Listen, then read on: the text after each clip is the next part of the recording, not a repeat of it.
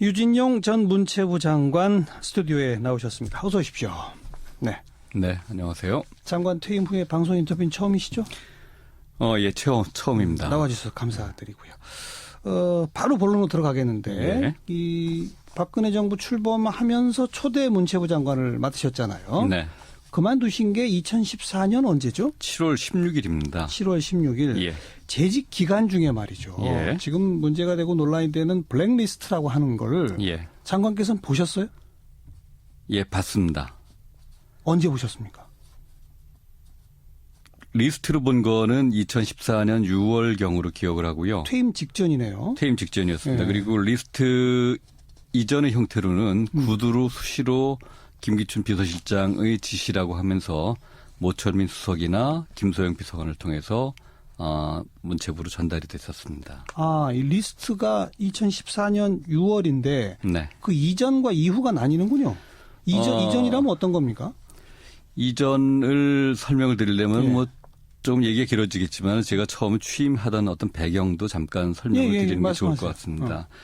저는 정치 활동을 하지는 않았기 때문에 문체부를 비롯한 어떤 내각에도 제가 입각을 할 거라는 기대를 전혀 안 하고 있었습니다. 그런데 뜻밖의 당시 이제 박근혜 당선인께서 전화를 하셔갖고 당선인 신분으로. 예. 문체부 장관 자리를 제안을 하시길래 예. 제가 너무 뜻밖이래갖고 좀 생각을 하고 답변을 드리겠노라고 그랬더니 저한테 대뜸 말씀하셨던 게 그리고 약속하셨던 게 젊은 사람들 중에서 특히 문화예술인들 중에서 자신을 지원한 사람이 몇 명이나 되겠느냐. 네네. 아마 거의 없지 않겠습니까? 그렇죠. 그랬더니 본인은 그런 사람들을 다 안고 갈 생각을 갖고 있다. 포용하고 가겠다. 예. 예. 그러니까 그 역할을 할 사람을 찾다 보니까 많은 사람이 당신을 추천을 하더라. 당신이 와서 해야 될 가장 중요한 일은 그런 사람들을 안고 가주는 일이다라고 얘기를 했기 때문에 예.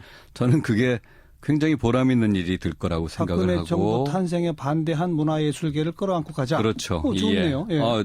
정말 저는 역대 어느 정권에서도 없었던 정말 획기적인 일을 하는 거라고 생각을 했기 때문에 네. 그 일을 하기 위해서 저는 문체부 장관직을 맡았습니다. 그런데요. 근데 허태열 비서실장이 계실 때까지는 그런 약속이 전혀 문제가 없이 저는 지켜졌다고 생각을 하고요. 초대 비서실장이 허태열 실장이었죠. 예. 예. 그다음에 이제 김기춘 실장으로 2013년 8월에 바뀐 이후에는 김기춘 실장으로부터 이 수시로 이 대통령이 약속했던 것과는 반대되는 예. 가령 CJ에 대한 어떤 제재라든가 등등. CJ에 대한 제재? 그러니까 CJ 엔터테인먼트에서 만드는 그 영화에 대해서 변호인. 예, 변호인을 비롯해서 많은 그런 영화들 그런 걸 만드는 그 회사를 왜 제재를 안 하느냐? 그걸 문체부가 어떻게 제재를 해요, 기업을? 저희가 이제 그 투자 펀드나 이런 경우에 이제 그 투자 펀드를 갖다가 왜 그런 영화에다 왜 투자를 해주느냐. 문체부가 운영하는 투자 펀드도 변호인에 투자했습니까? 예, 그랬었습니다. 그래서 마지막 그 타이틀롤에 그 문화체육관광부가 계속 붙어서 올라가는 바람에 저희가 굉장히 곤혹을 치른 적이 있었죠. 예. 김기춘 실장한테 수시로 이 쯧쯧 혀를 차고 이렇게 굉장히 걱정하는 표정을. 그러니까 그런 영화에 왜 문체부가 운영하는 펀드가 투자를 하느냐. 그렇죠. 또 심지어는 거기에 많이 투자한 CJ에 대해서는 제재까지 해라. 예. 그런 지시들을 했단 말이죠. 그렇죠. 예. 그리고 그 외에 이제 순수문화예술 쪽에서도 반정부적인, 그러니까 그들이 생각하기에 반정부적인 활동을 하는 그런 사람들이나 단체에 대해서는 그 왜 지원을 하느냐, 왜 제재를 하지 않느냐라는 요구를 김기춘 실장이 직접 또는 모철민 수석 또는 모철민 교육문화 수석 그 당시에, 예. 또는 김소영 문화체육 비서관을 통해서 다각도로 문체부에 구두로 전달을 했었습니다. 그러니까 허태열 비서실장 재직 시까지는 전혀 그런 일이 없었어요? 그때까지는 전혀 문제가 없었습니다. 2013년 8월 김기춘 실장 취임 이후에 수시로 구두로 그런 지시들이 내려왔다. 예. 그러다가 문서가 온 게 2014년 6월? 2014년 6월입니다. 어떤 문서였습니까? 굉장히 허접스럽게 A4 용지에다가 몇백 명 정도 그 정도를 이름을 적어온 몇백 명? 뭐 저희가 뭐 숫자를 잘 안 세어봤습니다. 뭐 별로 이렇게 뭐 대수롭지 않게 생각을 했기 때문에 예. 뭐 별로 이렇게 그거를 뭐 중시할 생각도 없었고. 그러니까 어쨌든 문화예술들 이름이 빽빽히 적혀 있는 문서가 왔다 이거죠. 그렇죠. 그거를 이제 김소영 비서관이 문화체육비서관. 예. 예. 저희 당시에 이제 조현재 차관한테 예. 전달을 했습니다. 예. 가서 뭐 저한테 전달을 하고 그거를 문체부에서 적용을 해라. 즉 이 명단에 있는 사람들은 지원하지 마라. 그렇죠. 예. 예. 근데 이제 그 당시에 이제 그걸 받아오는 조현재 차관이 김소영 문체 비서관한테 이게 당신네들이 만든 거냐. 그랬더니 김소영 비서관이 자기네들이 아니고 정무에서 만든 거다. 정무수석 비서실에서 만든 것이다라는 변명을 했습니다. 그리고 이 변명은 이때만이 아니라 그 후에 수시로 김소영 비서관이 저희 뭐 후임 차관들한테 또는 뭐 다른 사람들한테 실국장들한테 전달할 때마다 뭐 궁금해서 물어보면 항상 똑같은 변명을 했고 그렇기 때문에 문체부 내에서는 이거는 모철민 교육문화수석과 김소영 비서관은 전달자에 불과하고 이것을 만들고 적용시키는 책임은 정무수석 비서실에서 지고 있는 모양이다. 그 당시 정무수석이 누구죠? 당시에는 정무수석이 그때 이제 6월 12일에 조윤선 수석으로 바뀌었고요. 그 전에는 아마 이정현 수석이 있다가 나갔든가 아마 그랬던 것 같습니다. 2014년입니다. 그리고 이정현 수석, 조윤선 수석 이렇게 되네요. 예, 그리고 비서관들이 당시에 이제 처음엔 신동철 비서관이었고. 그 다음에 이제 정관주 비서관으로 바뀌어갖고 정관주 비서관이 2014년 뭐 9월인가 10월인가로 아마 알고 있습니다만. 그게 그러니까 정무수석실 산하의 어떤 비서관실입니까? 이름이 참 재밌는 게 국민소통비서실입니다. 국민소통비서관실에서 문화예술계 인사들 블랙리스트를 만들었다. 그런 걸로 저희는 알고 있습니다. 국민과 소통을 잘 하기 위해서 물론 그랬겠죠. 네. 그 당시 그러니까 그 2014년 6월경에 최초 본 그 블랙리스트 문서는 몇백 명이라고 그러셨는데 예. 어쨌든 이제 그 시점을 즈음해가지고 조윤선 정무수석이 있었고 그렇죠. 조윤선 정무수석이 이제 당시에 취임을 했죠. 정무수석으로. 조금 지나서 정관주 비서관이 국민소통비서관이 됐고 그런데 지금 그리고 그 후로 이제 그 명단이 아주 무차별하게 확대가 됩니다. 그래갖고 어느 신문에서 나왔던 것처럼 뭐 몇천 명, 뭐 거의 10,000명 가까운 수준으로까지 뭐 거론이 되기도 하고. 9천 몇백 명 그게 나온 게 있죠. 뭐 세월호 때 성명 낸 사람, 또 문재인 지지선언, 박원순 지지선언 그 명단을 전부 취합한. 그렇죠. 그겁니까? 그것도 그렇죠. 그것도 블랙리스트의 일부라고. 그러니까 정본이라는 거를 누구도 확실하게 본 적이 없는 게 정본을 정무에서 관리했다고 저희는 보고 있는 거죠. 정무수석실에서. 예, 정무수석실에서. 예. 근데 처음에는 이제 명단을 산발적으로 내려보내다가 이 문체부에서 이제 이 문체부 양심 있는 공무원들이 잘 말을 잘 안 듣는 그런 상황이 생깁니다. 그러니까 다 빼라 그러는데 몰래 이렇게 살려주기도 하고 아니면 정말 이건 중요한데 막 빼라 그러면은 뭐 항의를 하고 뭐 해서 이렇게 다시 살리기도 하고 하니까 명단을 내려보내는 게 아니라 그 다음서부터는 이 적용할 그 대상이 되는 명단을 자기네들한테 올리게 만듭니다. 문체부에서 만들어서 올려라?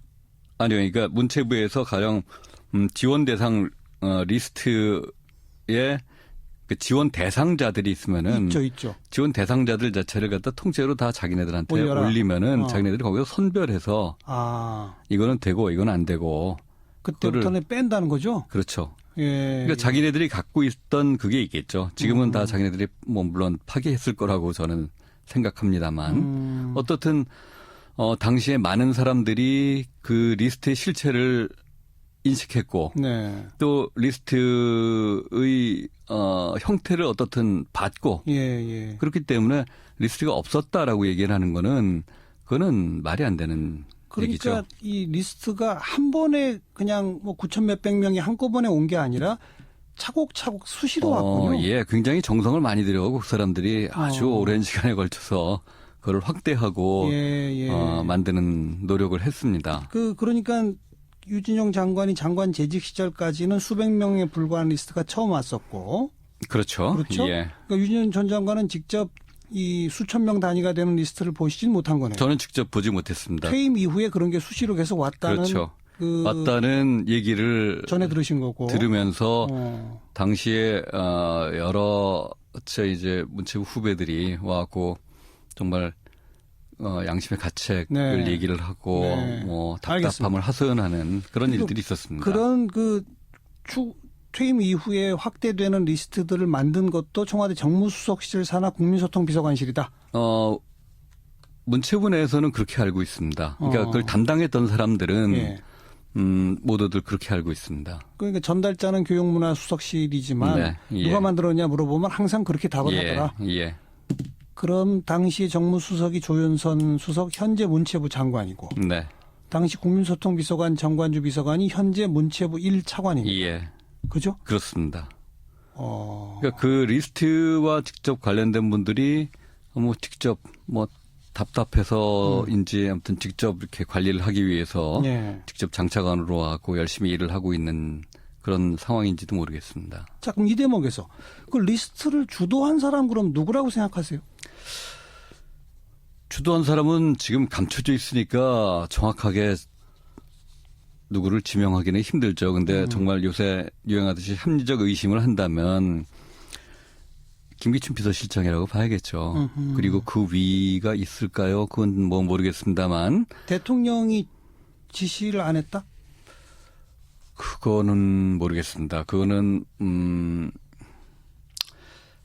이런 적이 있었어요.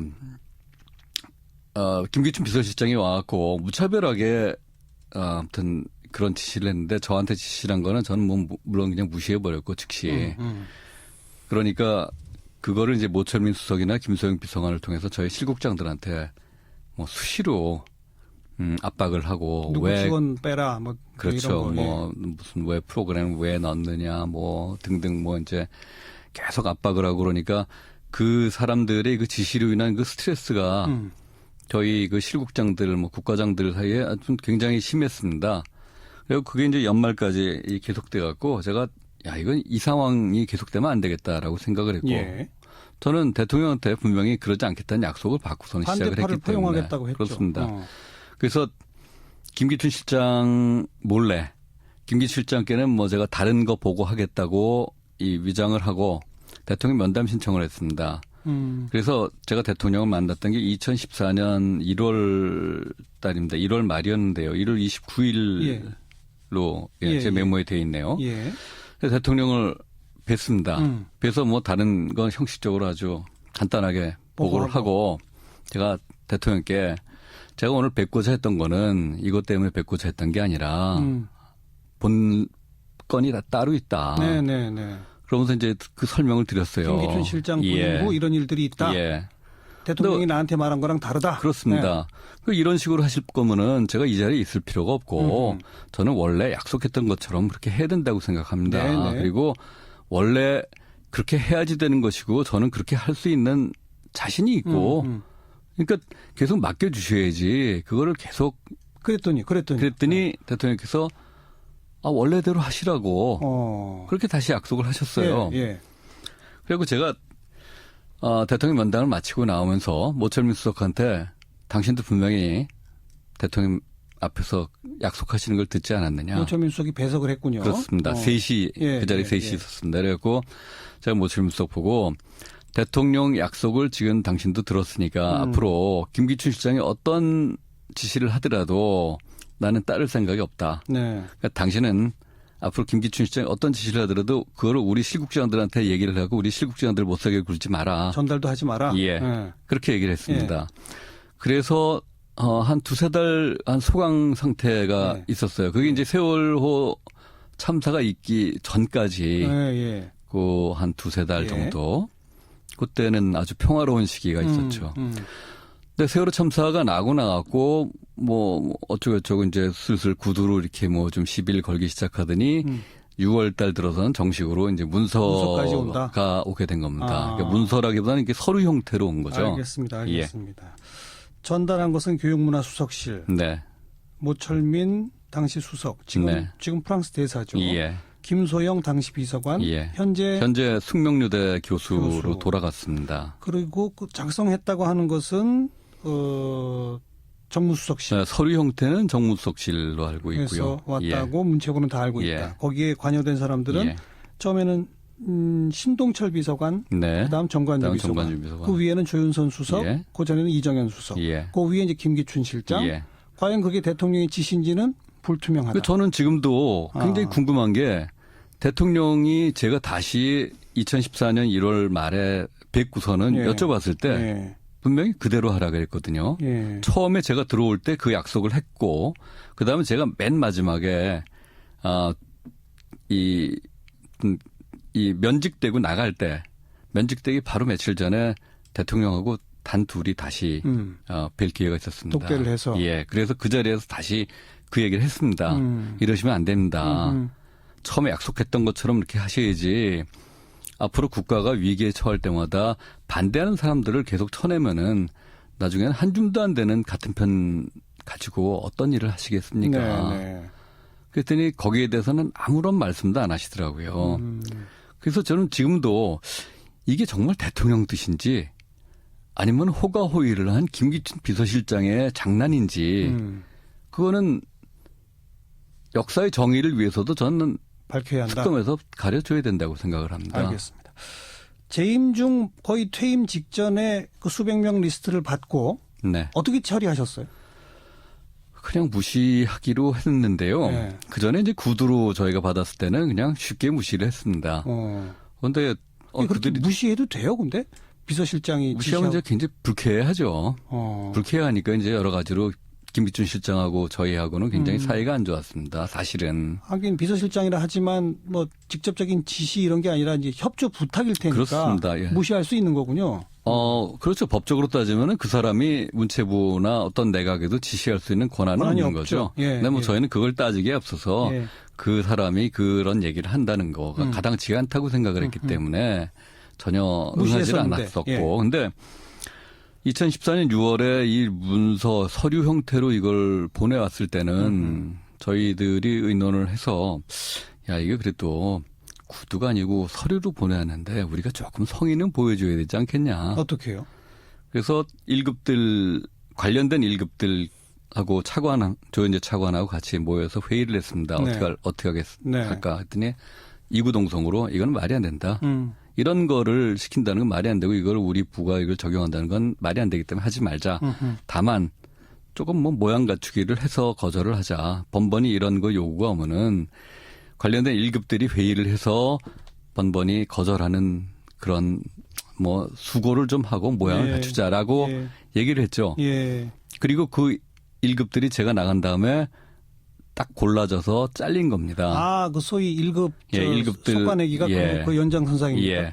그렇게 했던 사람들이 저희가 알기로는 그 김종 차관이 그 명단을 김기춘 실장한테 넘겼고 김기춘 실장이 새로운 김희범 차관한테 뭐 친절하게 전달을 해갖고 이 사람들 잘라라. 정리하도록 그렇게 한 걸로 저희는 다 알고 있습니다. 그러니까 적어도 윤여정 장관이 퇴임할 때까지는 리스트까지 왔지만 그게 현장에까지 바로 지원 정책에 영향을 미치지는 않았군요. 제가 있을 때 그리고 뭐 등등 저희들이 있을 때는 단언컨대 현장에서 그 리스트가 적용된 그럼 퇴임하신 이후에 리스트는 무차별로 확대돼 갔고 현장에서도 실제 그렇게 집행이 됐나요? 현장에서도 100% 다 집행된 건 아니었고요. 아까 말씀드린 것처럼 이 리스트의 적용을 저지하기 위해서 사실 굉장히 많은 문체부 공무원들이 고생을 했습니다. 그래서 실제로 빠진 사례들이 상당히 있어요. 가령 뭐 예를 들면은 제가 정확한 기억인지 모르겠습니다. 가령 뭐 창작가 비평 같은 경우에 빼라. 그런데 아니 가장 대표적인 문학 출판사인데 그 창작가 비평을 빼면은 이건 도대체 이 사업을 갖다 한다는 게 이게 변명할 수 있는 여지가 없지 않느냐 해서 겨우 설득을 해갖고 넣었는데 나중에 아무튼 그 창비를 빼지 않았다는 것 때문에 아무튼 관련자들이 아무튼 굉장히 혼이 났었다라는 얘기를 들은 적이 있었고요. 얼마 전에 현재 조윤선 문체부 장관이 네. 나는 뭐 리스트에 관여한 바도 없고 모른다라고 말하면서 동시에 아니 지금 나중에 보도된 리스트를 보니 그 리스트에 있는 사람들 중에서 지원받은 데들이 여럿 있더라. 그런 걸로 봐서 리스트는 실체가 없는 거 아니냐 이런 말을 했거든요. 그러니까 그게 그 얘기입니다. 아하. 이제 지금 가령 창비라든가 뭐 그럼 가령 이윤택 선생 같은 경우도 아마 뭔가 있는데 거기서 당연히 뺐어야 되는데. 영국 연출가 이윤택 씨. 이 양반도 대표적인 영국인이죠. 영국인인데 이 사람을 뺀다는 게 말이 되느냐. 예. 그리고 항의를 하고 호소를 하고 그래갖고 억지로 넣기도 하고. 그런 경우가 일부가 있었어요. 네. 근데 그러고 나왔고 그거를 한 담당 국장, 과장들은 다 좌천이 됐습니다. 거의. 좌천까지. 예. 근데 아니 뭐 이런 거예요. 뭐 비를 들면 쉰들러가 이 홀로코스트 과정에 있는 사람들을 갖다가 많이 건져냅니다. 살려주는데 쉰들러에서 살은 사람이 있다 그래갖고 홀로코스트가 없었다고 주장한다는 거는. 알겠습니다. 그뿐 아니라 어떤 이 리스트에 정하면 그냥 잘리는 거네요. 1급들도 잘리고 방금 말씀하신 국과장들도 좌천되고 그런 식이네요.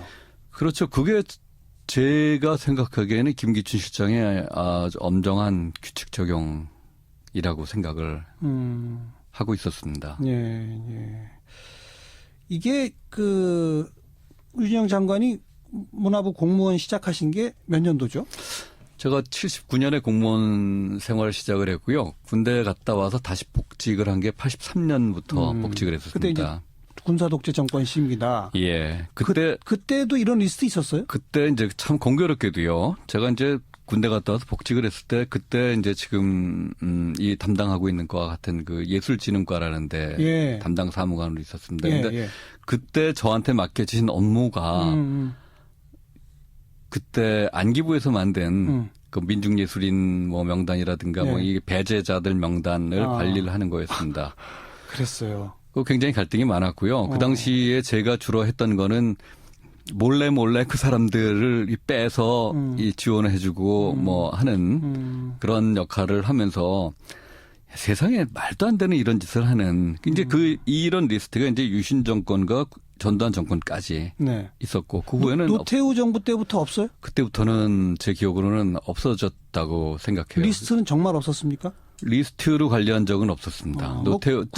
구두 개입이나 이런 건 계속 그래도 있었겠죠? 구두 개입은 제 생각에는 정치하는 사람들은요. 네 편 내 편 가르고 내 편한테 떡 하나 더 주고 싶어하는 거는 정치하는 사람들은 가장 기본적인 속성이라고 생각합니다. 그러니까 그 사람들의 그런 속성, 그 비열한 속성까지도 물론 비난받아야 마땅하지만 그거를 완전히 막을 수는 없거든요. 근데 이 리스트는 저는 차원이 다르다고 생각해요. 이거는 조직적으로 만들어서 관리를 함으로써 이건 공적인 권력을 완전히 사유화해서 강제하고 차별을 한다는 그런 거거든요. 이게 범죄 행위입니다. 이거는. 리스트라는 것이 만들어졌다는 것 자체 그리고 이게 전달됐다는 것 자체가 그거에 의해서 지원이 됐냐 안 됐냐를 논하기 전에 만들고 전달됐다는 것 자체가 헌법과 법률 위반 아닌가요?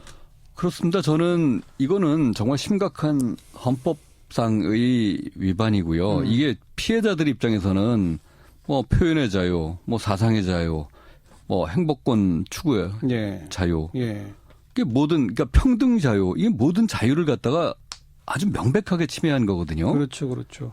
이런 면에서 이건 제도적인 범죄이기 때문에 저는 이거는 앞으로는 절대로 있어서는 안 된다고 생각을 하기 때문에. 알겠습니다. 김영한 전 수석의 비망록 수첩에 봐도 김기춘 전 실장이 문화예술 관련해서 영화인 관련해서 지시한 얘기들이 깨알같이 많이 적혀 있지 않습니까? 그렇게 보면 확실히 정무수석실 단독은 아닐 것 같고 김기춘 실장까지는 간다고 봐야 되겠네요. 저는 그렇다고 생각합니다. 그게 근데 과연 대통령의 뜻인지는 정말 밝혀봐야 저도 궁금합니다. 밝혀봐야 된다. 김기춘, 김영한 업무수첩에 대해서 이제 말씀하셨으니까 저는 청문회를 보면서요. 김기춘 실장이 이제 수석회가 소통의 장이기 때문에 여러 가지 얘기가 많이 나오고 이 수첩은 본인의 주관이나 생각이 담겼을 수 있다 이렇게 변명하는 걸 보고 저는 참 너무 한심하고 야 어떻게 저런 소리를 하나. 왜요? 그런 생각했어요. 왜냐하면요. 제가 여러 수석들한테 들은 얘기는 김기춘 실장이 오고 나서 금지시켰던 게 수석회의에서 수석들이 얘기하는 걸 금지시켰습니다. 아니 회의인데 뭐 그냥 받아 적으라는 얘기죠. 예. 특히 대통령이 주재하는 회의에서는 수석들은 말 한마디 했다가는 김기춘 실장한테 끌려가고 아무튼 치동원을 당했다는 얘기를 많이 들었고 그러니까 본인 스스로가 수석들의 입을 막아가고 예. 절대로 얘기를 못하게 해갖고 이게 완전히 이 시스템 자체를 갖다 마비시켜 놓고서는 그 수석회의를 소통의 장이라고 변명을 해요. 그건 그리고 정말 본인의 주관이 적혀 있을 거라고 말을 하고 본인의 주관이 담겨 있어요. 그거는 정말 받아쓰기 바쁜데 알겠습니다. 그런 여유가 있겠습니까? 그리고 아니 감히 대통령이 하는 그리고 수석이 막 떠드는 그 자리에서 아니 소설을 쓰거나 본인의 주관이나 생각을 거기 적을 겨를이 있겠습니까? 알겠습니다. 정말 중요한 질문인데요. 그 블랙리스트 지금은 완전 파기됐습니까? 아니면 아직 있습니까? 저는 청와대 쪽에서 갖고 있었던 자료는 어떻게 된지 물론 알 수가 없고요. 문체부에서 갖고 있었던 자료도 제가 얘기 듣기로는 계속 수시로 파기를 하라고 지시를 냈고 확인을 했다고 들었습니다. 그 지시를 내린 사람들은 누구예요?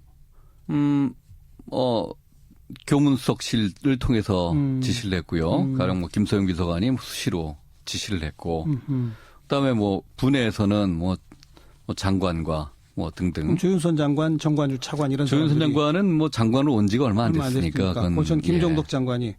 그렇죠. 예. 그런데 김종덕 장관은 청문회에서 자기는 블랙리스트 본 적이 없다고 말했거든요. 아, 그거는 요새 좀 속된 표현으로 이제 개가 웃는다는 얘기를 하죠.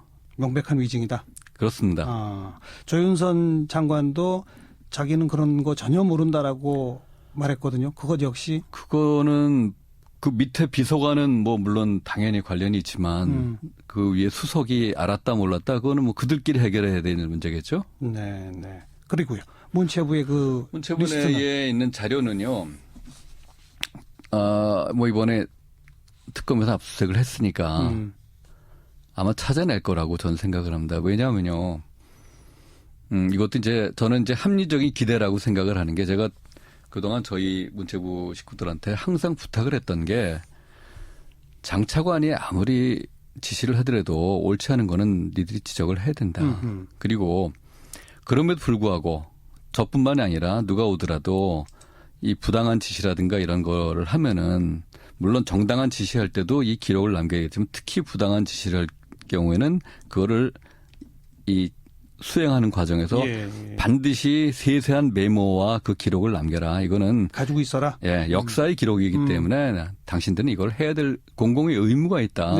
그렇게 부탁을 했었습니다. 그리고 실제로 제가 있을 때 많은 경우에 물론 뭐 저는 글쎄 부당한 지시를 뭐 했는지 안 했는지 모르겠습니다만 그러니까 그런 기록을 남기는 걸 저는 습관적으로 남기는 걸 봤기 때문에 저는 저희 문체부 식구들이 분명히 그런 기록을 가지고 있었을 거라고 생각을 하고 그들이 아무리 이걸 파기를 하라 그랬어도 아마 어딘가 남아 있을 겁니다. 손바닥으로 하늘을 가리는 거는 한도가 있죠. 알겠습니다. 이 블랙리스트 관련된 특검의 수사도 어찌 보면 대통령의 위법 행위를 밝히는 데도 굉장히 중요한 역할을 할 수 있겠네요. 저는 그렇게 생각합니다. 아까 말씀드린 것처럼 이게 정말 굉장히 중요한 국기를 흔든 그런 사건이라고 생각하는데 이게 근원이 누군지 정말 저도 궁금하고 온 국민도 궁금하고 거기에는 책임을 물어야지